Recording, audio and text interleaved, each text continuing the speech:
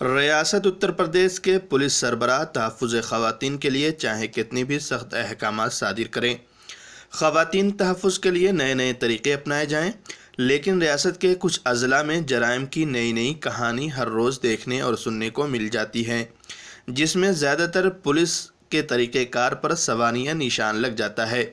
ताज़ा मामला मैनपुरी के में सामने आया है, जिसने पूरे ज़िला में हैरत अंगेज़ सनसनी फैला दी है और साथ ही साथ पुलिस के तरीक़ेकार पर भी सवालिया निशान लगा दिया। जी, आपकी बेटी का आज 7 घटना हुई थी। सोमवार को गई लड़की गायब गई। फिर अब रिपोर्ट लिखाने गए। 8 तारीख रिपोर्ट लिखाई, दरोगाजी ने कोई सुनवाई नहीं करी। 1 अप्रैल को रिपोर्ट का कागज ने फाड़ दिया।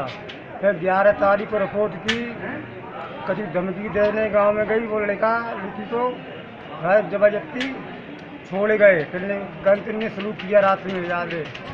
सुबह लड़की मिली, फिर दरोगा जी ने दिन के 12 बजे मुकदमा लिखवाया। फिर कही तुम्हारा सब काम हो जाएगा, तुम आराम से बैठो, ना कप्तान साहब के ढंगा जाओ ना थाने में जाओ, मैं सिर्फ सुनवाई होगी।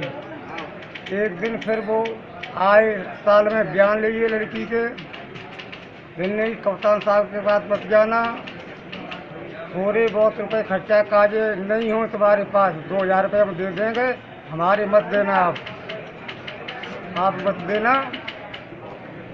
और फिर तो क्या वो बयान बदलने की लड़की बयान बदले काजे ने धमकी दी याद है लड़की पर। कल थाने में बयान ले गए लड़की के। हम तो कही राजवीर सिंह से तुम कल दीवानी में मिलो 10 बजे। हम ने कॉल कर रहे, 50 कॉल की, दरोगा साहब ने फोन नहीं उठा रहे। हम दीवानी पर ठाड़े हुए वकील साहब के यहाँ पर। क्या आप लड़की के साथ हुआ क्या था? क्या आपकी लड़की के साथ हुआ क्या था? हमारी लड़की के साथ मतलब गैर खिलाया हुआ था और बलात्कार किया गया था? हाँ, बलात्कार किया था। तो क्या घटना हुई थी आपके साथ? हम कोचिंग सेंटर पे जा रहे थे, तो उन लोगों ने रास्ते में मुझे गांव के बाहर रोका। फिर 4 लोग वहीं खड़े थे। उन्होंने क्या नाम है उन लोगों के? पंकज, अनिल, मुकेश, रमेश। ये तुम्हारे ही गाँव के? हाँ, गांव के थे। फिर क्या? फिर इन्होंने मुझे कुछ सुनाया, फिर वहाँ से मुझे बेहोश करके ले गए। फिर इन्होंने मुझे 8 दिन तक एक कमरे में बंद करके रखा। मुझे नहीं पता वो किस जगह पे और कहाँ रखा, ये नहीं पता मुझे। 8 दिन तक ये लोग मुझे मारते पीटते तो गलत काम भी कर देते।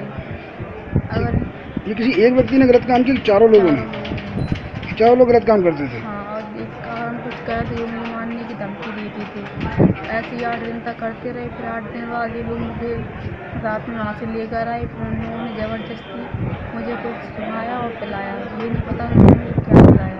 घर के बाहर फेंक कर भाग गए? फिर मुझे ये नहीं पता मुझे कहाँ डाल गए, ये नहीं पता। जब मुझे होश आया तो मैं हॉस्पिटल में थी।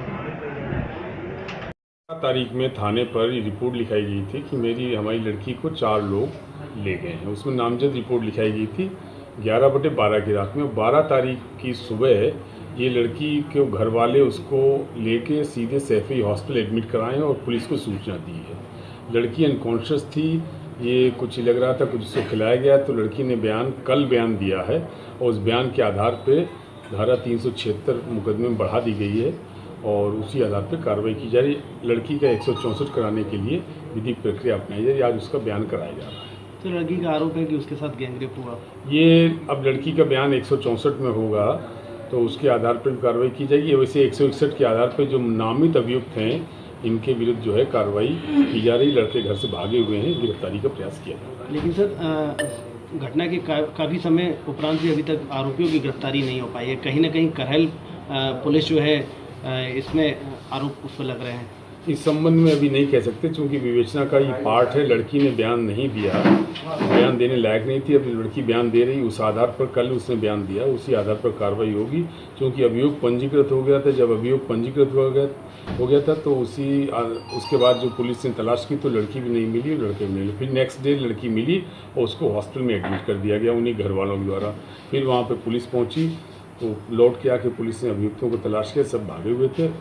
जो भी कार्रवाई हो उसी हिसाब से कार्रवाई की जाएगी, जो भी एविडेंस आ रही है उसी हिसाब से कार्रवाई की जाएगी।